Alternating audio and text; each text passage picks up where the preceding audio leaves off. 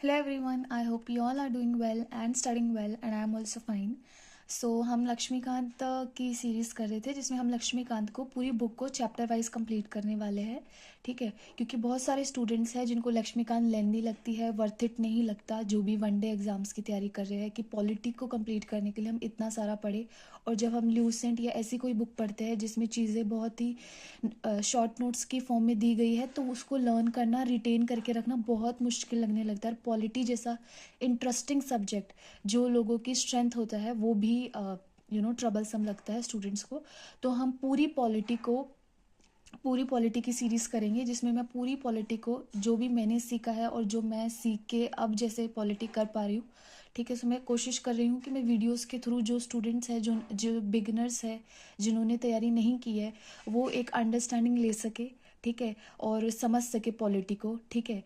और अगर आप एक बार ये सारी वीडियोस को गो थ्रू कर लेते हैं, बहुत छोटी छोटी 20 to 30 मिनट्स की वीडियोस होती है, अगर आप एक बार ये वीडियोस को कर लेते हैं और साथ साथ नोट्स बना लेते हैं, आई कैन एश्योर यू कि आपको कभी भी पॉलिटी के लिए किसी भी सोर्स को रेफ़र करने की ज़रूरत नहीं पड़ेगी। बट आपका मॉडस ऑपरेंडी क्या होना चाहिए कि आप पहले वीडियोस देखें और साथ साथ में जॉट डाउन करें।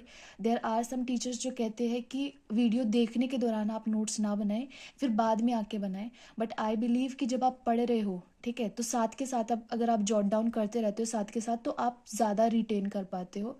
तो चाहे आपको वीडियो पोस्ट करना पड़े लेकिन साथ के साथ आप नोट्स बनाओ, ठीक है। चाहे आपको 30 मिनट्स की वीडियोस को देखने में 50 मिनट्स लगे, बट वो वर्थ इट होगा। एंड उसके बाद में अगर रिवाइज करना तो आप दोबारा देख सकते हो, बट जॉट डाउन साथ में करो, ठीक है। और अगर आप इस चीज़ को रिलीजियसली फॉलो करोगे ना और आपने पॉलिटी पढ़ रखा, तो आपको पता चलेगा कि ये कंटेंट सच में बहुत अच्छा है और आपकी बहुत हेल्प हो सकती है, ठीक है, इन वीडियोज़ से, ठीक है। अब हमने पार्लियामेंट चैप्टर हमने ख़त्म कर लिया है। पार्लियामेंट चैप्टर ऑल्दो चैप्टर 22 है, बट मैंने पहले वो क्यों करवाया है, ताकि हमारा एक बेस सेट हो जाए, हमें पता रहे कि इंडिया की गवर्नमेंट में जो पावर्स है वो किस तरीके से डिस्ट्रीब्यूटेड है। अब जब हम करेंगे सेंट्रल स्टेट के रिलेशंस या प्राइम मिनिस्टर या प्रेसिडेंट या काउंसिल ऑफ मिनिस्टर या स्टेट लेजिस्लेचर गवर्नर, तो चीज़ों का बेस हमारे पास, पावर किस तरीके से डिवाइडेड है, हाउ सिस्टम वर्क्स, वो बेस हमारा सेटअप है। तो अब हमको प्रॉब्लम नहीं होगी। तो अब हम चैप्टर वाइज शुरू कर सकते हैं। तो हमने फंडामेंटल राइट्स तक, फंडामेंटल ड्यूटीज़ तक कंप्लीट कर लिया था।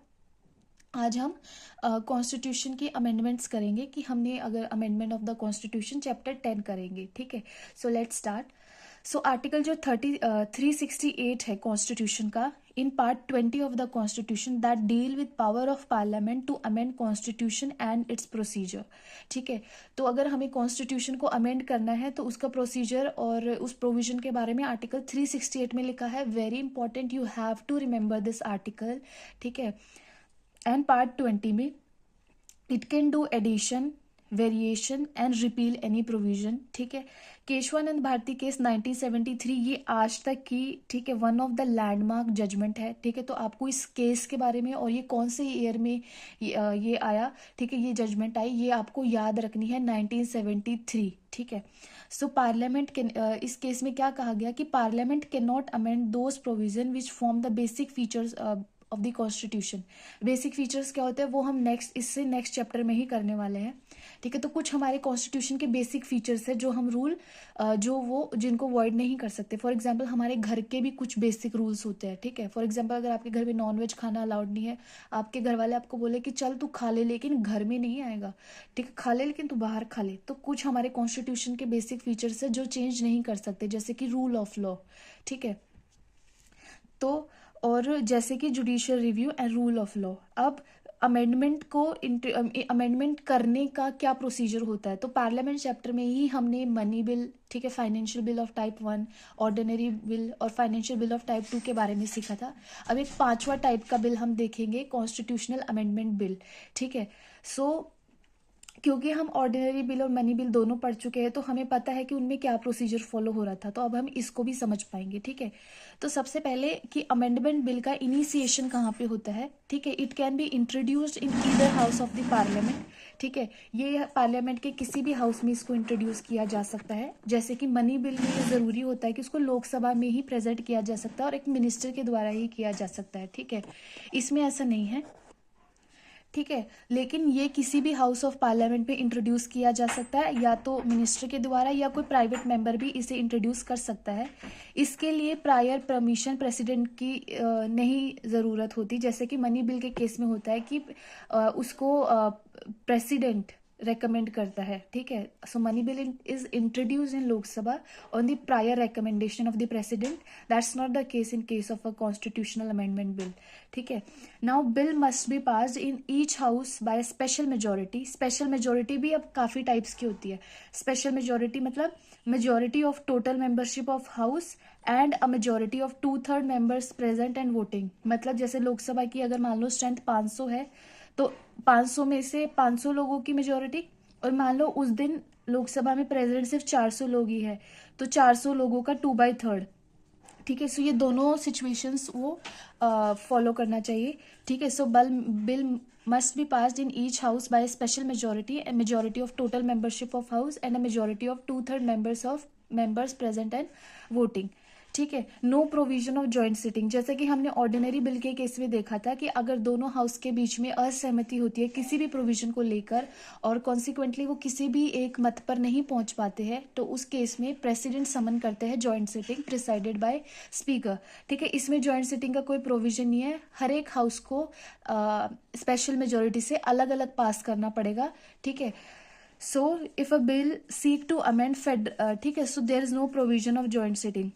अब नेक्स्ट चीज इसमें क्या है कि अगर if bill seek to amend federal provision of constitution, मतलब किसी ऐसे प्रोविजन को चेंज करना चाह रहा है वो बिल, फेडरल प्रोविजन यानी कि जो प्रोविजन स्टेट से भी रिलेटेड हो, तो उस केस में it must be ratified by half of the state legislature bye simple majority, ठीक है। तो half of the state, at least half of the state की रेटिफिकेशन भी उस बिल को मिलनी चाहिए, ठीक है। स्टेट लेजिस्लेचर सिंपल मेजोरिटी से पास कर सकते हैं, बट पार्लियामेंट किससे पास करेंगे? स्पेशल मेजोरिटी से, ठीक है। नाउ जब ये दोनों हाउस से पास हो जाए and ratified by state legislature, ठीक है, if necessary then the bill is presented to the president, president के पास जाता है। नाउ प्रेसिडेंट के पास दो ऑप्शंस है, प्रेसिडेंट के पास एक ही ऑप्शन है कि उनको अपना एसेंट देना ही पड़ेगा, ठीक है। Neither he can withhold his assent और nor return the bill for reconsideration, ठीक है। ये चीज कि उनको अपना असेंट देना ही पड़ेगा, ये कब इंट्रोड्यूस की गई? 24th कॉन्स्टिट्यूशनल अमेंडमेंट एक्ट 1971 से, ठीक है। और जब प्रेसिडेंट असेंट दे देता है अपने एक्ट पे, तो वो क्या किसी भी बिल पे, तो वो एक एक्ट बन जाता है, ठीक है। नाउ कॉन्स्टिट्यूशन को अमेंड करने के 3 तरीके हैं, ठीक है। Amendment by simple majority of parliament, amendment by special majority of parliament and amendment by special majority of parliament plus half state ratification bye simple majority. जो ये सिंपल मेजोरिटी से जो पार्लियामेंट का अमेंडमेंट हो सकता है वो आर्टिकल 368 के अंडर नहीं आता। Article 368 talk about these two, अब सिंपल मेजोरिटी से कॉन्स्टिट्यूशन के कौन कौन से प्रोविजंस को अमेंड किया जा सकता है, अब हम ऐसे प्रोविजंस देख लेते हैं। पहला है एडमिशन और एस्टैब्लिशमेंट ऑफ न्यू स्टेट्स, ठीक है। मैंने आपको बताया था कि एडमिशन का मतलब क्या होता है, एस्टैब्लिशमेंट का मतलब क्या होता है। एडमिशन का मतलब है कि कोई स्टेट जो पहले से एग्जिस्ट कर रहा है, फॉर एग्जांपल पुडुचेरी, पहले वो फ्रेंच अथॉरिटीज के अंडर था, अब वो इंडिया के अंडर है, लेकिन पुडुचेरी पहले एग्जिस्ट तो कर रहा था ना, अब वो इंडिया के अंदर है, ठीक है। तो ये हुआ एडमिशन। एस्टैब्लिशमेंट ऐसा होता है कि कोई न्यू टेरिटरी पे, फॉर एग्जाम्पल एंटार्क्टिका पे कहीं पे जाके इंडिया कोई नई टेरिटरी पे अपना ओनरशिप बना ले, तो वो हो गया एस्टैब्लिशमेंट। ये दोनों आर्टिकल 2 बात करता है इन सब प्रोविजंस की। और जब हमने यूनियन एंड टेरिटरी की बात करी थी, तब हमने आर्टिकल 2 आर्टिकल 3 सब कुछ हमने देखा था। तो आपने नहीं देखा तो आप चैनल पे वीडियो सेक्शन में जाके वो भी देख सकते हैं। सेकंड चैप्टर था। Now quorum in parliament, quorum I told you कि मिनिमम स्ट्रेंथ जो पार्लियामेंट में होनी चाहिए to continue with the proceedings. Use of official languages, use of English in Parliament, rules of procedure in Parliament, formation of new states and altering of areas, boundaries और names of existing state। ये है article 3, ठीक है। Delimitation of constituencies, 5th schedule, 6th schedule and 2nd schedule, ठीक है। सो ये किससे related है? एमोल्यूमेंट से रिलेटेड है, ठीक है। ये किससे है? शेड्यूल एरिया से रिलेटेड है, और ये अदर शेड्यूल एरिया से रिलेटेड है, ठीक है। मैंने आपको टीयर्स ऑफ ओल्ड पीएम वाली ट्रिक लास्ट वीडियो में बताई थी, ठीक है। तो आप अगर इन प्रोविजंस को देखेंगे तो आपको समझ आ रहा होगी कि कोई सिग्निफिकेंट चीज नहीं हो रही है, ठीक है। बेटर बेटर एडमिनिस्ट्रेशन के लिए, एडमिनिस्ट्रेटिव कन्वीनियंस के लिए ये सारी चीज़ें की जा रही है। तो इनमें ऐसा कुछ नहीं हो रहा है कि कोई चीज़ पे कोई सिग्निफिकेंट असर पड़ रहा है, ठीक है। तो ये सिंपल मेजोरिटी से भी किया जा सकता है। अब स्पेशल मेजोरिटी ऑफ पार्लियामेंट, मतलब सिर्फ पार्लियामेंट की स्पेशल मेजोरिटी चाहिए, तो वो कौन से प्रोविजन है? Fundamental rights, directive principles of state policy and और कोई प्रोविजन जो इन दोनों कैटेगरीज में नहीं है, ठीक है। अब हम देखते हैं special majority of parliament and consent of state, ठीक है। ऐसे कौन से प्रोविजंस है? वो है elections of the president, extent of the executive power of the union and the state. जब मैं आपको प्रेसिडेंट पढ़ाऊंगी तो मैं आपको बताऊंगी कि प्रेसिडेंट के इलेक्शन में पार्टिसिपेट करते हैं member of parliament and MLAs, जो मेंबर ऑफ लेजिस्लेटिव असेंबली होते हैं, बट इलेक्टेड मेंबर्स पार्टिसिपेट करते हैं। तो मतलब स्टेट्स का भी पार्टिसिपेशन है प्रेसिडेंट के इलेक्शन में। तो अगर उस चीज से रिलेटेड कोई चेंज होता है तो ऑफकोर्स स्टेट्स का भी रेटिफिकेशन आएगा। Extent of executive power of union and the state, supreme court and high court, distribution of legislative powers between union and the state, GST council मतलब goods and service tax council, representation of states in parliament मतलब राज्यसभा में, power of parliament to amend the constitution and any of the list in the seventh schedule. Seventh schedule में मैंने आपको बताया था article 243 में 3 list है, union list, state list, concurrent list, जिसमें वो सब्जेक्ट्स लिखे हुए हैं जिसमें पार्लियामेंट और स्टेट्स की लेजिस्लेटिव पावर्स है। इंडियन कॉन्स्टिट्यूशन में जो लेजिस्लेटिव पावर्स का जो डेलीगेशन किया गया है, मतलब कि इन लॉज पे पार्लियामेंट लॉ बना सकती है, इन लॉज पे जो स्टेट लॉ बना सकती है, वो रिजिड है, मतलब वो चेंज नहीं हो सकता। पार्लियामेंट ये पावर स्टेट को नहीं दे सकती कि हाँ इस चीज़ पे आप लो बना लो। तो जो लेजिस्लेटिव पावर्स का डेलीगेशन है वो बहुत रिजिड है, लेकिन एग्जीक्यूटिव पावर्स का जो डेलीगेशन है वो फ्लेक्सिबल है। मतलब पार्लियामेंट और जो स्टेट दोनों एग्रीमेंट के थ्रू मतलब पार्लियामेंट कोई लॉ बना सकता है और फिर उस चीज़ का एग्जीक्यूशन स्टेट्स के द्वारा करवा सकता है, ठीक है। सो ये था।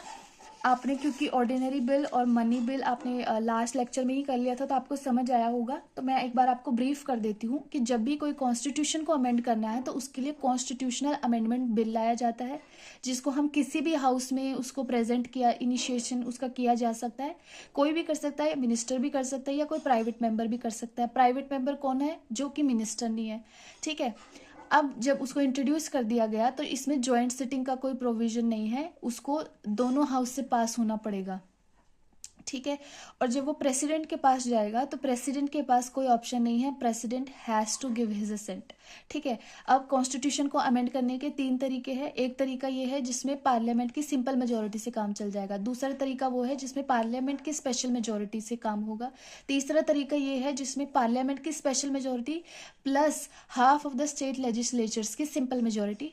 बहुत ही सिंपल चैप्टर था ये, लेकिन बहुत इंपॉर्टेंट चैप्टर था, ठीक है। और शायद आपको अभी अगर आप पहली बार कर रहे हो तो आपको बहुत टू मच लग रहा होगा, लेकिन आप बार बार करोगे तो ये चीज़ें आपको अच्छी लगने लगेगी, ठीक है। और पॉलिटी ऐसे नहीं है कि कोई चीज़ पुराने समय में थी, जैसे हिस्ट्री में होता है जब एंशिएंट और मिडीवल को रटते हैं तो उस टाइम ऐसा लगता है कि गॉड कितना सारा होता जा रहा है, लेकिन पॉलिटी ऐसी चीज़, ये चीज़ें अभी भी एग्जिस्ट कर रही है। ये हमारा एडमिनिस्ट्रेशन इस तरीके से वर्क करता है, ठीक है। There was a time few years back when I did not know about Lok Sabha and Rajya Sabha की ये क्या होता है, ठीक है। इतना मतलब ग्रेजुएशन कर ली है किसी स्टूडेंट ने और हमें लोकसभा राज्यसभा इन सब के बारे में किस तरीके से फंक्शन करी है हमें उनके बारे में नहीं पता होता, बट इतना सब कुछ सीखने लेने के बारे में हमें जब पता रहता है तो एक अलग ही एम्पावर्ड फीलिंग आती है, ठीक है, कि we know how things are working और हमें पता रहता है, ठीक है। एक अवेयर सिटीजन हम बनते हैं। सो अगर आपको ये वीडियो पसंद आई तो आप इसको लाइक करें, अपने दोस्तों के साथ शेयर करें और चैनल को सब्सक्राइब करें। And thank you so much for watching.